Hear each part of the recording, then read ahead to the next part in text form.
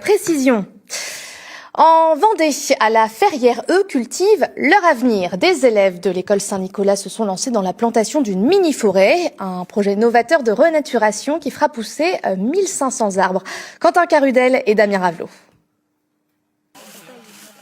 Ce matin, Lali et Baptiste ont la main verte. Les deux élèves de cette classe de CE1 apprennent à planter des arbres. Et pourquoi c'est important de planter les arbres? Est-ce que tu sais, toi? Pour que les animaux ils se nourrissent et ils vivent. Pour moi, c'est important pour faire du bien à la nature et pour que les animaux reviennent. À leur côté, des enseignants mais aussi des parents d'élèves, heureux de passer ce moment en extérieur avec les enfants. Allez, vas-y, tasse bien autour.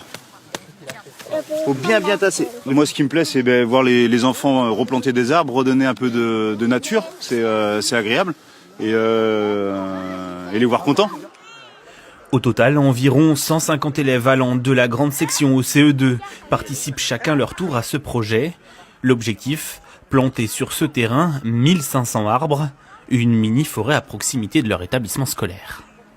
Ce qui m'a séduit dans un premier temps, c'est l'approche à la fois environnementale et pédagogique, avec une animation auprès des élèves et en même temps ce travail de recréation d'un poumon vert au milieu de l'école, avec un petit îlot au milieu qui a vocation justement à être investi par les classes et les élèves pour pouvoir faire classe dehors. Pour les accompagner techniquement et financièrement, l'école a pu compter sur l'association Mini Big Forest. Créée en 2018 sur les principes du japonais Akira Miyawaki, elle veut planter de petites forêts urbaines, variées et très denses. On travaille en imitation de la forêt naturelle. Dans une forêt, quand elle est jeune, elle est souvent extrêmement dense. Donc on reproduit ce phénomène.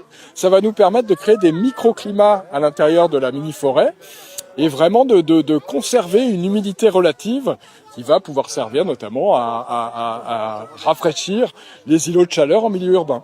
La mini-forêt des élèves, quant à elle, va continuer comme ses créateurs de grandir. Elle devrait atteindre 3 mètres de hauteur d'ici fin 2028.